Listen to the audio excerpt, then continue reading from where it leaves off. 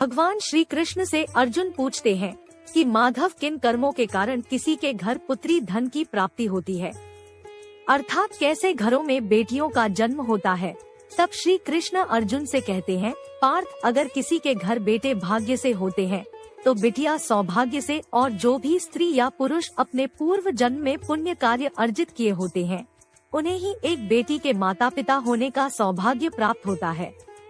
बेटियों के जन्म के लिए उन्हीं घरों को चुना जाता है जो बेटियों का भार सहन कर सके, क्योंकि तीनों लोकों में स्त्री अर्थात बेटियां ही ऐसी होती है जिसका भार हर कोई सहन नहीं कर सकता। वह बेटियां ही होती है जो इस सृष्टि को निरंतर चलाएं। मान हो इसके लिए अपना सर्वस्व निछावर कर देती है। अर्जुन पर जिस दिन इस सृष्टि में बेटियों का जन्म लेना रुक जाएगा, उस दिन से धीरे धीरे इस सृष्टि का भी अंत हो जाएगा। भगवान श्री कृष्ण के इन बातों पर गौर किया जाए तो उनका कहा बिल्कुल सही है, क्योंकि बेटियां अगर नहीं होंगी तो किसी का भी वंश आगे नहीं बढ़ सकता।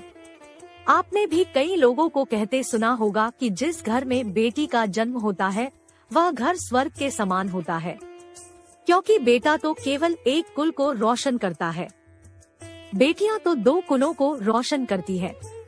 माता पिता के घर वो बेटी के रूप में अपने उत्तरदायित्व का निर्वहन करती है, तो ससुराल आकर एक बहू के रूप में सारे कर्तव्यों का पालन करती है। आजकल आप सुनते ही हो, बेटियां बहु परिवार में किसी के मर जाने पर उसका पिंडदान नहीं कर सकती, लेकिन यह बिल्कुल भी सही नहीं है, क्योंकि रामायण में बताया गया है कि प्रभु श्री राम के पिता राजा दशरथ की मृत्यु हो गई तो माता सीता अर्थात राजा दशरथ की बहू ने ही उनका पिंडदान किया था, जिससे उन्हें जन्म मरण के चक्र से मुक्ति मिल गई थी। इतना ही नहीं, हिंदू धर्म शास्त्रों में बताया गया है कि बेटियां भी अपने पिता के नाम का पिंडदान कर सकती हैं। इसलिए मित्रों, वह लोग बहुत किस्मत वाले होते हैं जिनकी घर में बेटी जन्म लेती है। वही वह परिवार किस्मत वाले होते हैं जिनके घर एक से ज्यादा बेटियां होती हैं। शायद यही कारण है कि बेटियों को लक्ष्मी कहा गया है। बहुत से लोगों की सोच यही होती है, बेटी है तो बिना समय गंवाए और इस पर पढ़ाई में पैसे लगाए जल्द से जल्द शादी कर दो। लेकिन यह सोच एक बेटी के भविष्य को बर्बाद कर देती है। जरा सोचिए, एक बच्ची के मन में कितने सपने होते हैं, उसे कुछ करना है लेकिन यह सपने सिर्फ सपने ही रह जाते हैं। इसलिए अपनी बेटियों को सपने पूरे करने देना चाहिए। उन्हें जीवन में हर वह खुशी दे जो उन्हें मिलनी चाहिए। एक बेटे से ज्यादा एक बेटी हमेशा अपने माता पिता के लिए सोचती है। माता पिता को प्यार और अपनापन बेटी ही दिखा सकती है। बेटी के जन्म को एक जश्न की तरह मनाना चाहिए। माता पिता को बेटी को हमेशा एहसास दिलाना चाहिए कि कितनी खास है वो, क्योंकि बेटी है। क्या बेटी माता पिता के लिए बोझ होती है?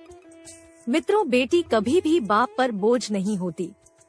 वह सिर्फ अपनी और अपने परिवार की किस्मत बनाने के लिए जन्म लेती है। एक कथा के अनुसार दो मित्र लंबे समय के बाद एक दूसरे से मिले। एक दोस्त ने दूसरे से उसका हाल पूछा तो जवाब में उसने कहा कि मेरे हाल तो एकदम बढ़िया है, और हो भी क्यों ना मेरे दो बेटे जो है। तभी वह अपने दोस्त से पूछता है कि तेरे घर में कितने बच्चे हैं। दोस्त खुशी के साथ बताता है कि मेरे घर में दो बेटियां हैं।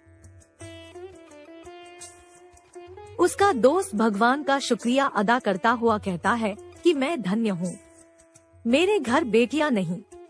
यह सुनकर पिता की आंखों में आंसू आ गए। तभी उसकी बेटी पिता के मित्र से कहती है कि अंकल, भगवान हमेशा भाग्यवान को ही बेटी देते हैं। कभी गरीब को बेटी के रूप में माता लक्ष्मी नहीं देते हैं। भगवान उसी को पुत्री का सुख देते हैं जिसके अंदर पालने की सामर्थ्यता होती है, जो गरीब होकर भी अपनी बेटी को पाल सकता है। एक बार स्वामी विवेकानंद वैष्णो देवी की सीढ़ियां चढ़ रहे थे। बगल से किसान अपनी बेटी को कंधे में बिठाए चढ़ाई चल रहा था। तभी स्वामी विवेकानंद ने कहा कि बाबा, आपकी बेटी का बोझा आपको लग रहा होगा, इसको मैं उठा लेता हूँ और माता वैष्णो के दरबार तक ले चलता हूँ। सबके सामने स्वामी विवेकानंद से कहा कि बेटी कभी भी बाप के कंधे पर बोझ नहीं होती। बेटियां अगर बाप के कंधे पर हो तो वह हर बोझ को हल्का कर देती है। बेटियां कभी भी धन की भूखी नहीं होती, वो सिर्फ मान और सम्मान की भूखी होती है। कौन सा कर्म करने से बेटी के रूप में जन्म लेते हैं? अब सोचने वाली बात है कि कौन सी कर्म के बाद आप किसी के घर लड़की के रूप में जन्म लेते हैं और उनके घर के लिए लक्ष्मी का रूप साबित होते हैं। गरुड़ पुराण में बताया गया है कि जब आत्मा को नया जन्म मिलता है तब आत्मा को शरीर के अनुसार व्यवहार में चलकर अपने कर्म करने होते हैं।